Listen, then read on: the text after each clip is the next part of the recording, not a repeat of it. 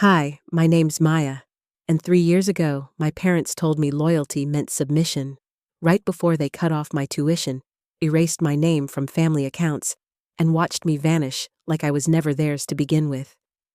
Now Sophia's missing, vanished without a trace, and suddenly, they remember I exist. They want me to bring her home to fix what they broke. But the only thing I can fix is the life I built without them. What would you do if the people who forgot your name suddenly needed you to save theirs? Before we dive in, what time are you listening and where from? Drop a comment below, because this story might echo something you've lived through too. The call came on a Thursday morning, cutting through the Seattle fog like a blade. I was halfway through my first coffee when Dad's number lit up my screen, a number I hadn't seen in 3 years. Maya. No hello, no warmth, just my name, sharp and urgent. Sophia's gone. I set down my mug, watching the steam curl up and disappear. What do you mean gone? Missing. 4 days now. The police. His voice cracked something I'd never heard before. We need you. We need you. Not we miss you or we're sorry. Just need raw and demanding, like I was a tool they'd forgotten in the garage until the lights went out. I'll think about it, I said and hung up before he could respond. But I was already back there 3 years ago, December, in Minneapolis. The dinner that wasn't technically a celebration, just a family gathering, as Mom had insisted. But from the moment I walked into their pristine suburban home, it was clear this was Sophia's night. Silver and gold decorations everywhere. Professional photographer setting up in the corner. Even a string quartet warming up in the living room. I stood by the coat closet, still bundled in my winter jacket, watching Mom adjust crystal wine glasses on the dining table. Don't just stand there, Maya, she called without looking up. Help Sophie with her dress. Her dress. Sophia emerged from upstairs in champagne silk, our cousins flanking her like bridesmaids. She moved like water, all grace and light, that practiced smile that made everyone lean in closer. At 25, she was everything they'd crafted her to be: poised, perfect, profitable. No one looked at me. No one ever did. Dinner began with assigned seating. I found my place card at the far end, right by the kitchen door, where servers kept brushing past. Sophia sat between Dad and his business partner, her place setting adorned with a origami swan folded from cream linen. Mine had a paper napkin, one corner stained with lipstick. I picked it up, studying the careless placement. It felt deliberate, this small cruelty. So I smoothed it out and began folding, trying to match the swan at Sophia's place. My fingers worked methodically, creasing and tucking. 5 minutes passed. No one noticed. When Dad stood for the toast champagne glass catching the light, I already knew what was coming. To our pride and joy, Sophia. Watching you bloom into the woman you are today, taking over the family business, making us prouder than we ever imagined. You are our legacy, our future, everything we could have hoped for. The room erupted in applause. Glasses clinked. Sophia blushed prettily, murmuring something about being humbled. Mom dabbed at her eyes with a monogrammed handkerchief. My name hadn't been spoken. Not once. I looked down at my attempted swan, lopsided, one wing torn, and quietly pushed back my chair. Excuse me, I muttered. Need to make a call. No one stopped me. No one even glanced up. Outside, the Minneapolis winter hit like a physical blow. I stood on their perfect porch breath, crystallizing in the air, and I knew. I wasn't just forgotten. I was deliberately erased, edited out of their story, like a typo they'd finally gotten around to fixing. I packed that night, left my key on the granite counter. No note, no goodbye. Just gone like they'd always wanted. And now, 3 years later, the golden child was missing, and suddenly I existed again. I stared at my phone at Dad's number still glowing in my recent calls. We need you. Funny how quickly invisible becomes essential when their perfect world starts cracking. I didn't call back that day. or the next. Instead, I sat in my Capitol Hill apartment, letting their need hang in the air like smoke. The thing about being erased is that you learn to live without the people who held the eraser. But you never forget the weight of their absence. My phone buzzed constantly. Mom, dad, unknown numbers that were probably aunts and uncles recruited for the cause. I let them pile up unheard. But my mind kept circling back to, before not to Sophia's disappearance, but to all the times I disappeared first and no one noticed. Like when I was 19, sitting in a campus coffee shop at the University of Minnesota, watching my bank account drain to zero. I'd confronted Sophia at Thanksgiving about the cruel jokes she made about our cousin Lily's weight about her job at Target. "That's not okay," I'd said, voice steady despite my shaking hands. "She's working her way through school. That takes more strength than anything you've done." The room had gone arctic. Sophia's eyes widened like I'd slapped her. Mom's mouth tightened into that thin line that meant consequences were coming. "They came Monday morning. Your tuition payment was declined," the registrar told me not unkindly. "You'll need to contact your guarantor." I called Mom from the hallway, my voice echoing off institutional walls. "We don't fund disloyalty, Maya," she said like she was declining a subscription service. "Sophia was very hurt by your outburst. That was it. No discussion, no warning, just financial execution, clean and precise." I started working 3 jobs: campus library, late-night data entry, weekend shifts at a bookstore. Ramen became a food group. Sleep became optional. But something crystallized in those hungry months. I wasn't just learning to survive without them. I was learning that their love had always been conditional, a transaction where I'd never had enough currency. The real break came that February. Black ice, a bad fall in the parking lot, my head meeting concrete with a sound I'll never forget. I woke up in the ER, a nurse asking for emergency contacts. I gave them the home number, still hoping even then. 3 rings. Mom's voice cautious. "Yes, Mrs. Chen. This is St. Mary's Hospital. Your daughter." She left, clear as breaking glass. Let her stay gone. Click. The nurse blinked. "Would you like us to try someone else?" "No," I whispered, tasting copper and defeat. "It's fine." It wasn't, but I said it anyway. My roommate Elena picked me up the next morning, brought me tea, and didn't ask why my parents hadn't come. Some truths are too sharp to speak aloud. Now, I opened my laptop and began the methodical process I'd perfected 3 years ago. First, the shared Netflix account, still active, still using my credit card. Cancel. The Hulu subscription I'd set up for family movie nights that never included me. Cancel. The Spotify family plan where I wasn't even listed as a user. Cancel. Each click felt like cutting a tiny rope that had kept me tethered to their indifference. Then I checked my credit report, a habit I'd developed after discovering the damage they'd done. My breath caught. There it was, like a fresh bruise on old scar tissue, a new credit inquiry from last month. Mercedes-Benz Financial. A lease application using my social security number. For Sophia, of course, because even missing, she was still spending. I pulled up my bank records next the old joint account I'd forgotten to close. Small transfers had been trickling out, $200 here, $300 there. Recent dates, after she'd supposedly vanished. My hands stilled on the keyboard. Either Sophia was very much not missing, or someone was pretending she wasn't. I closed the laptop and walked to my window, watching Seattle's evening lights flicker to life. Somewhere out there, my parents were probably holding vigils, posting on social media about their beloved daughter, singular, always singular, rallying the community to find their treasure. But I knew something they didn't want to admit. Sophia had learned from the best how to make people disappear. She'd watched them do it to me for years. The only question was whether her vanishing act was crueler or kinder than theirs. My phone rang again.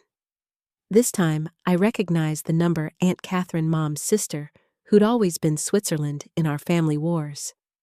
I almost let it go to voicemail, then answered on the last ring. "Maya." Her voice was careful testing. I know you probably don't want to. Is she actually missing Catherine? Or is this another production? Silence stretched between us. Then quietly, I don't know anymore. Your parents are distraught. But there are things that don't add up. Like what? Like her apartment being cleaned out 2 weeks before she supposedly vanished. Like her car being sold to a private buyer the day before.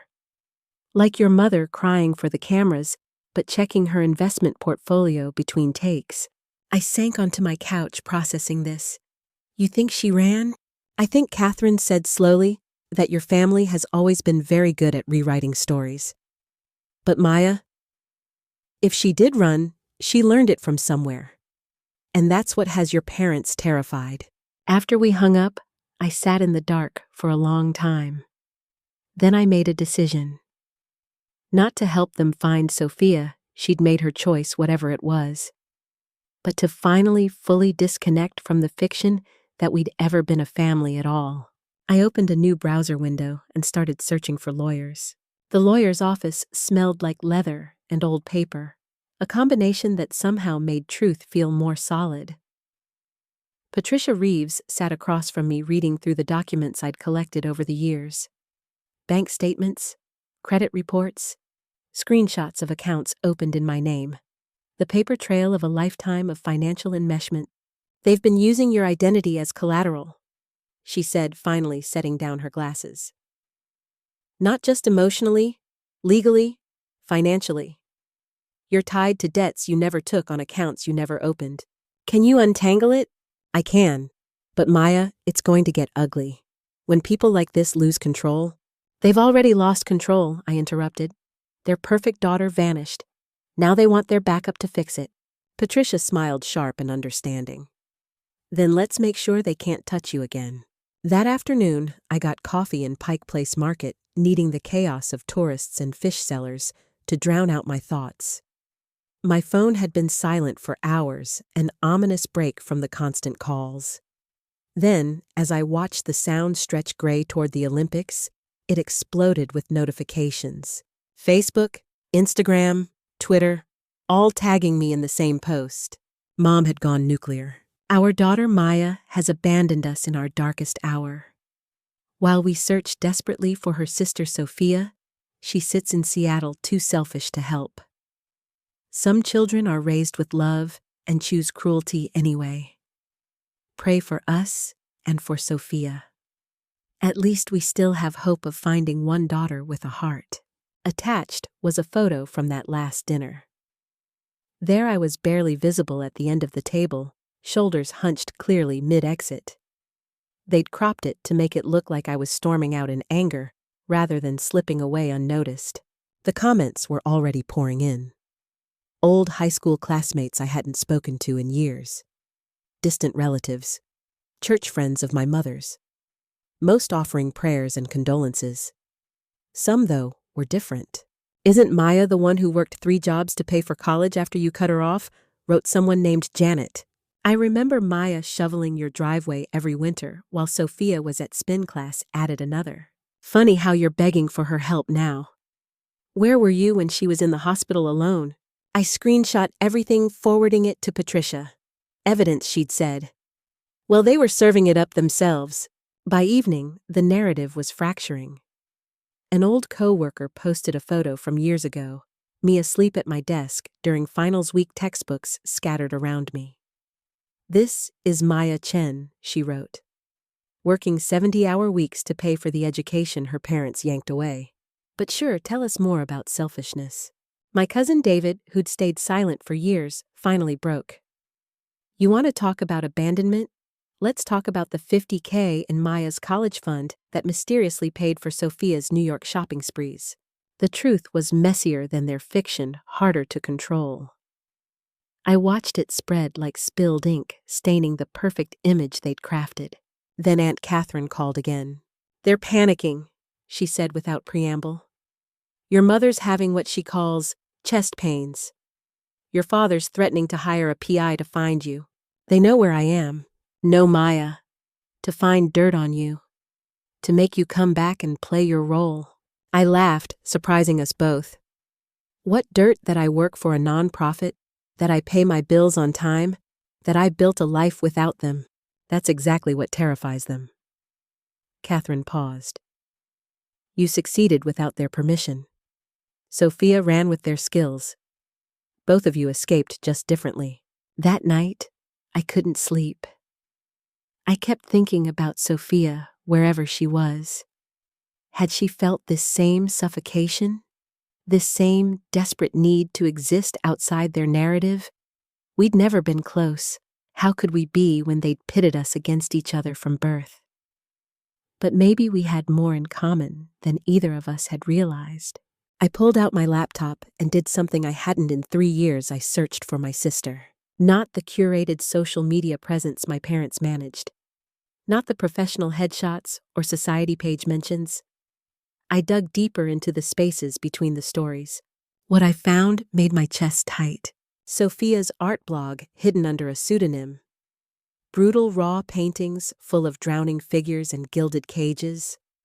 A Reddit account where she asked for advice about narcissistic parents. A GoFundMe for a Fresh Start fund that had been deleted after raising $500. She'd been planning too, maybe for longer than I had. I found myself typing an email I'd never send. Sophia, I don't know where you are, but I think I understand why you left. They'll use me to find you if they can, but I won't let them. Run far. Run fast. Build something they can't touch.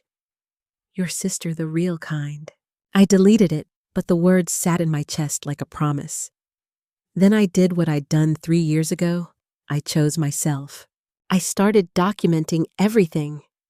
Every post, every comment, every financial record. Not for revenge, but for protection. For proof that some families don't deserve the children they throw away.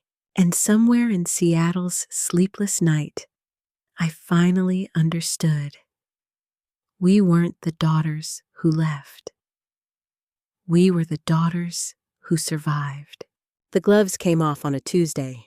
I woke to find my professional reputation under assault. Overnight, anonymous reviews had flooded my nonprofit's page. Executive director lacks empathy, abandons those in need. Questions about financial integrity. Each one carefully crafted to wound without being legally actionable. Our board president, Denise, called within an hour. Maya, what's happening? We've had 3 major donors call asking if these allegations are true. I explained briefly family estrangement, missing sister parents lashing out. To my relief, Denise's voice went steel hard. Send me everything. We've dealt with targeted harassment before. No one weaponizes charity work on my watch. But they were just getting started. The email to my board arrived that afternoon, sent from a spoofed address meant to look official. Concerned community member, it claimed. Attached was a document styled like a psychiatric evaluation, complete with fake letterhead and clinical language. It painted me as unstable, prone to violent ideation toward family members, with a recommendation for ongoing psychological intervention. The format was almost perfect. Almost. Board member Marcus flagged it immediately. I've seen this before, he said in our emergency meeting. Same template, same phrasing. Someone's using a harassment service. It's bought and paid for, not real. Can we trace it? I asked. Maybe. But Maya, this shows escalation. They're not just angry. They're trying to destroy you. That evening, I sat with Elena, my old roommate turned chosen family, in her Queen Anne Craftsman. She poured wine while I explained the latest assault. You know what this reminds me of? She said. Senior year, when Sophia started that rumor about you cheating on your finals. Remember how fast it spread? How perfectly crafted it was. I'd almost forgotten. The accusation that nearly cost me my degree appearing right after I'd won a scholarship Sophia had wanted. The investigation that found nothing but took months of my life. Same playbook, I murmured. Just bigger stakes. So what's your play? I pulled out my phone, showing her what I'd been building. A simple website, The Truth About Leaving. Not about them, not really. About what it's like to save yourself from people who see you as property. I'm done being silent, I said. But I'm not fighting their way. I'm just going to tell the truth. The site went live at midnight. No names, no identifying details, just documentation. Bank statements showing years of financial support flowing one way.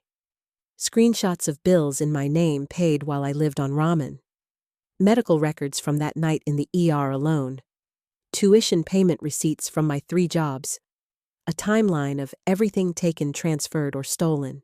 At the bottom, a simple statement. Family isn't about blood. It's about who shows up when you're bleeding. The response was immediate.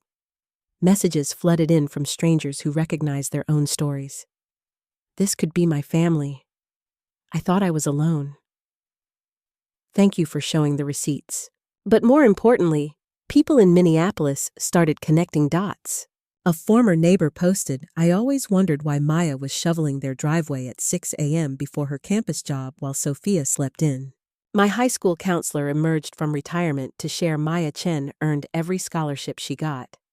I have the transcripts to prove it. Some parents just can't stand being outshone. The tide was turning, and my parents felt it. Mom tried a new tactic, the grieving mother card. A tearful video posted to Facebook. "We just want our daughters back. Both of them.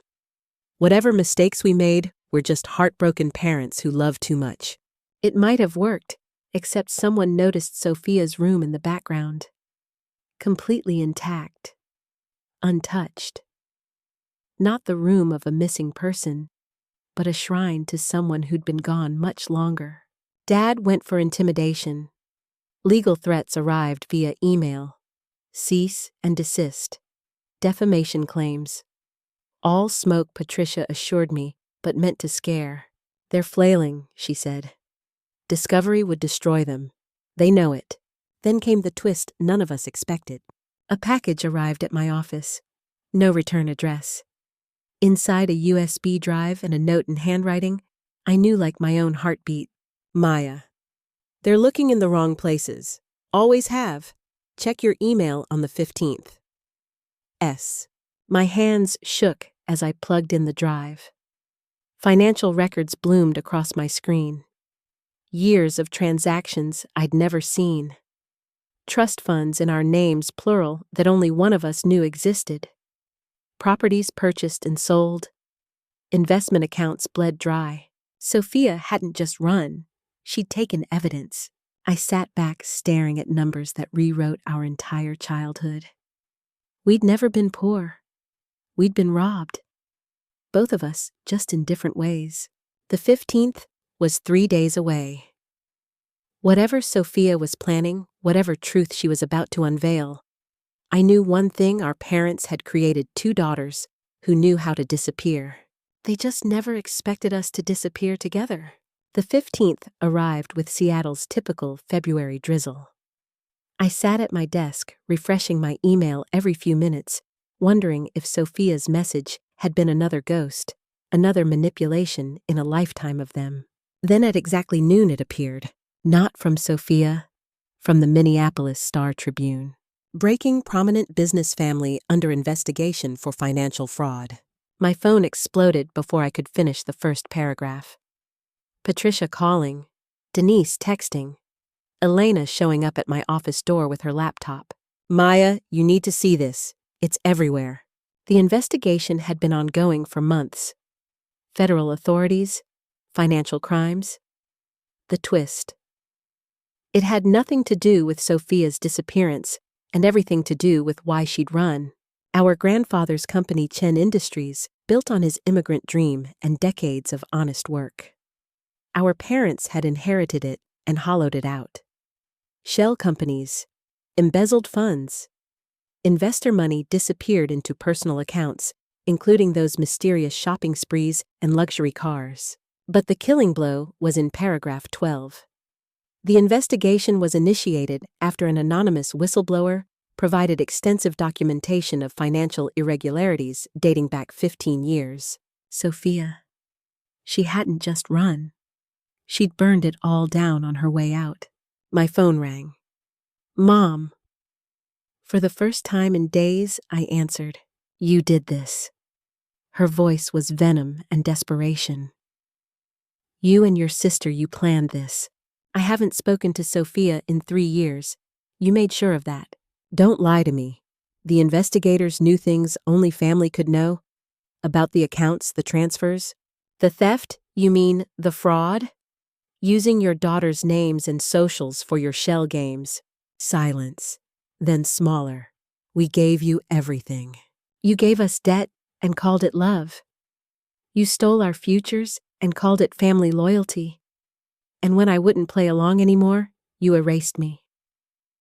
Well, congratulations. You taught us both how to disappear. Sophia just learned to take evidence with her. I hung up. The story exploded over the following days. Every news outlet picked it up. The Golden Minneapolis family exposed as fraudsters. The missing daughter who wasn't missing, but hiding from parents who'd bled her trust fund dry. The forgotten daughter who'd built her own life from the ashes of their neglect. But the real revelations came from unexpected places. Our grandfather's former lawyer released a statement. The original will had left everything in trust for his grandchildren, both of us equally. The changes made after his death weren't just unethical. They were fraudulent. High school teachers came forward with stories of my parents trying to alter transcripts, inflate Sophia's achievements while diminishing mine. They wanted 1 star, my calculus teacher told reporters. They didn't care what it cost the other daughter. Even family members finally spoke up. Cousin Lily, whose weight Sophia had mocked at that fateful dinner, revealed Maya was the only one who ever stood up for me. She lost her college funding for it. I've carried that guilt for years. Then Aunt Catherine did something unexpected. She went on local news. I stayed silent too long, she said, looking directly at the camera. I watched my sister systematically destroy one daughter while grooming the other for a life of performance. Maya didn't abandon anyone. She escaped. And Sophia. She finally followed her sister's lead. The interviewer asked, "Do you know where Sophia is?" Catherine smiled. Somewhere her parents can't reach. Somewhere she can finally breathe. Both girls are exactly where they should be beyond their parents' fiction. That night, I found myself at the waterfront watching ferries cross the Sound. My phone had been quiet for hours. The storm was passing, or at least shifting away from me. A text came through from an unknown number. Just coordinates and a time. I almost ignored it. Then I saw the area code. Vancouver. 2 days later, I crossed the border with my passport and a lifetime of questions. The cafe was small, tucked away from tourist traffic.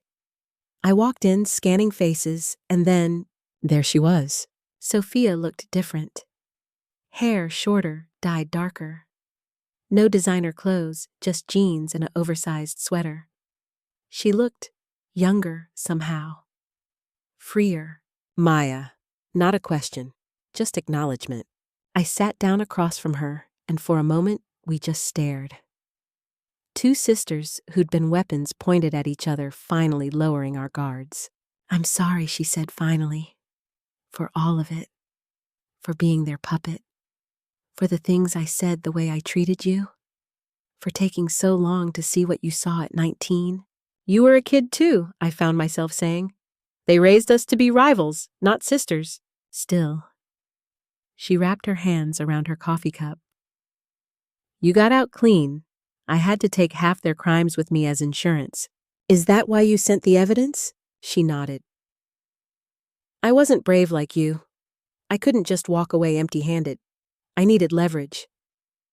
But Maya, I watched you leave with nothing and build everything. You showed me it was possible. We talked for hours. Not about them. We were both done centering our lives on people who'd never centered us. We talked about her art, my nonprofit. Her tiny apartment where she could paint without performing. My work with kids who'd been erased by their own families. As the sun set, she pulled out an envelope. "I know you don't want their money. Neither do I. But Grandpa left us something they couldn't steal." Inside were photographs. Our grandfather with us as children. Before the division, before the choosing, just two little girls and an old man who'd loved them equally. He saw us, she said quietly. Even if they didn't, we parted at the border. No promises to stay in touch. We'd both learned not to make commitments we couldn't keep. But something had shifted. We weren't sisters in the traditional sense. Maybe we never would be. But we were survivors of the same war, and that created its own kind of bond.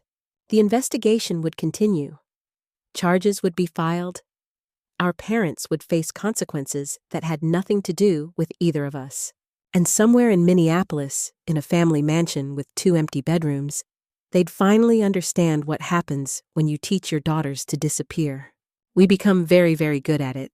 The subpoena arrived on a gray Thursday morning, delivered by a process server who looked apologetic. Maya Chen, you're being called as a witness in Chen v. United States. I signed for it unsurprised. Patricia had warned me this was coming. What my parents didn't realize was that I'd been preparing for this moment since I'd walked out of their house 3 years ago. They're trying to paint themselves as victims, Patricia explained over lunch, claiming the business failures were due to their daughter's abandonment. That emotional distress led to poor decisions. I almost choked on my coffee. They committed fraud because we wouldn't play happy family. That's their angle. But here's the thing, discovery works both ways. Everything they've hidden comes to light. The first deposition was scheduled for March. I flew back to Minneapolis, staying with Elena's cousin downtown. The city looked different now, less like a cage and more like a chapter I'd already finished reading. My parents' lawyer was exactly what I'd expected, sharp suit, sharper tongue, convinced he could make me crumble. He started with sympathy. Miss Chen, this must be difficult. Testifying against your own parents. I'm testifying to the truth I corrected. Where it leads is up to the court. He tried another angle. You left home at 21. Abandoned your family duties. Some might say you contributed to their emotional state. Patricia objected, but I answered anyway. I left after being financially cut off for defending a cousin from bullying. Would you like to see the bank records showing my tuition payments stopped the next day? 4 hours of questions. 4 hours of documented truth. Every receipt I'd kept, every screenshot I'd saved, every medical record from that night alone in the ER. By the end, their lawyer looked less confident. But the real revelation came during my parents' deposition. I wasn't allowed in the room, but Patricia was. She emerged, looking stunned. Maya, your mother admitted something. About Sophia? My stomach dropped. What? She's been in contact with her. Has been for months. Sophia's been feeding her information about the investigation in exchange for money. The room tilted. That's not...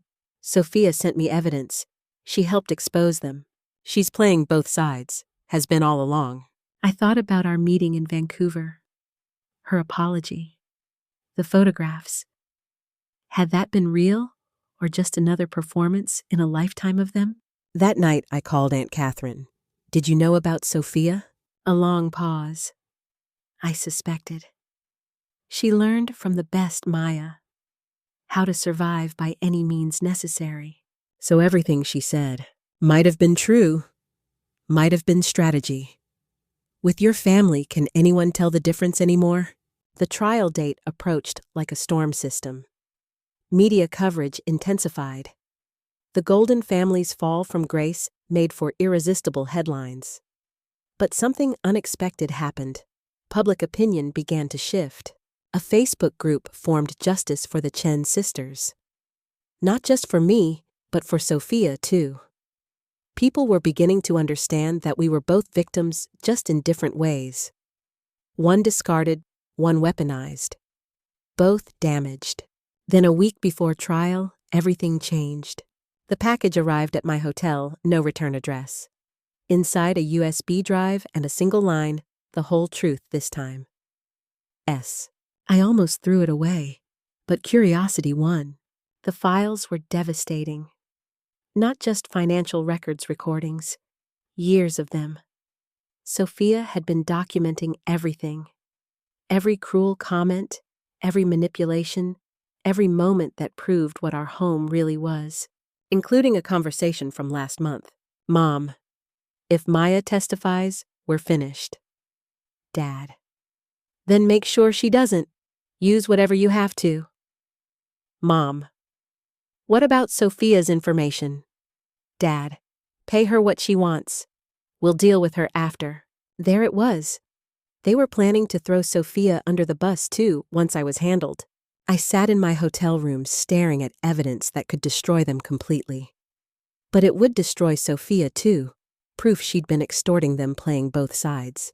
I thought about the girl in Vancouver, tired, trying to paint her way to freedom. Making terrible choices maybe, but choices born from the same desperation that had driven me to 3 jobs and empty stomachs. Patricia arrived within an hour of my call. She reviewed everything, then looked at me. This changes everything. What do you want to do?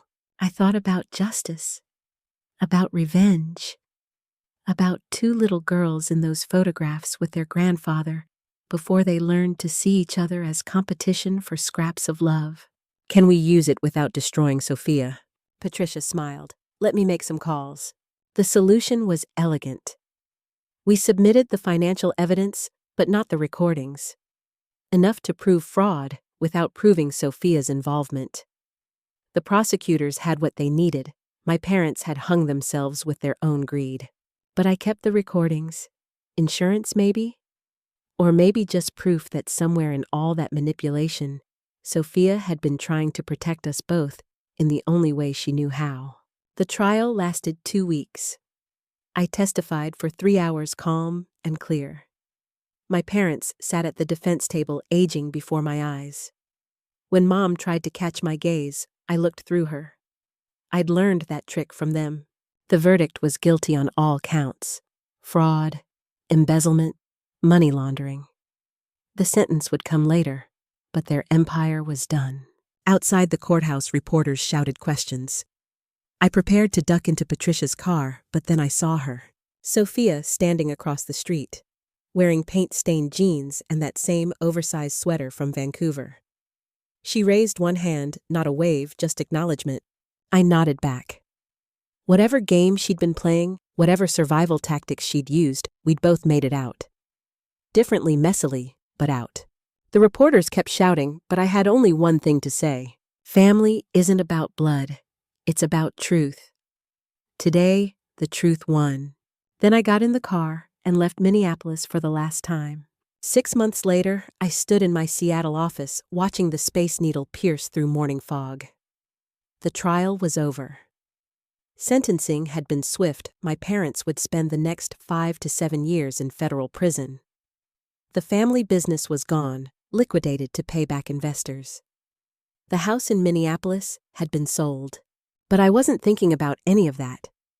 I was reading an email that had arrived at dawn.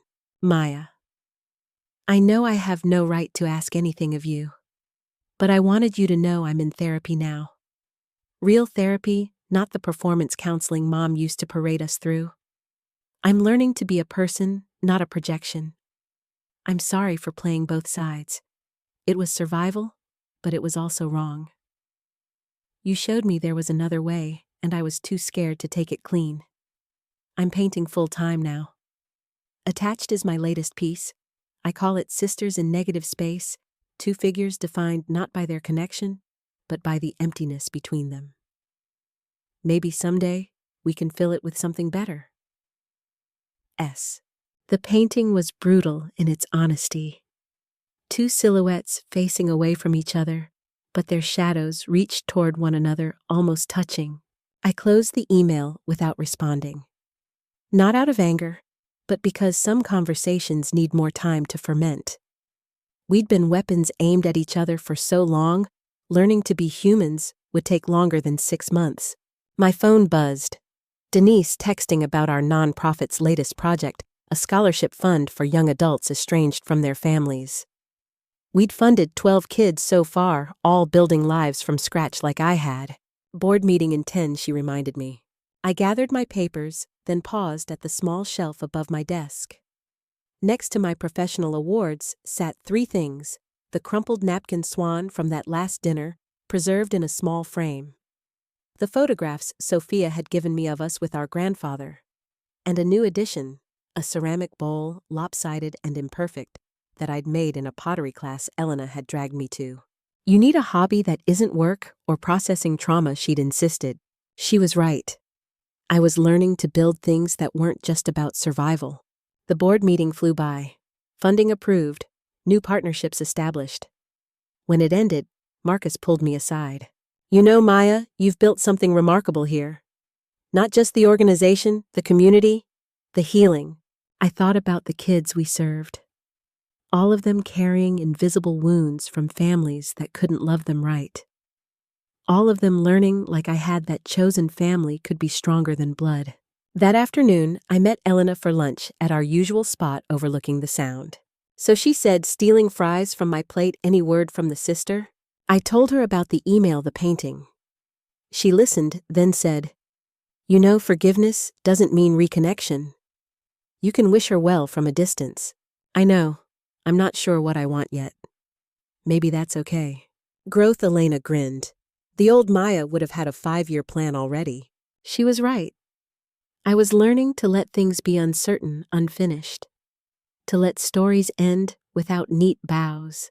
After lunch, I walked through Pike Place Market past the flying fish and flower stalls. My phone rang, Aunt Catherine. I wanted you to know, she said, I'm starting a support group. For family members who stayed silent too long. Who want to do better. That's brave of you. I learned it from you. Both of you, actually.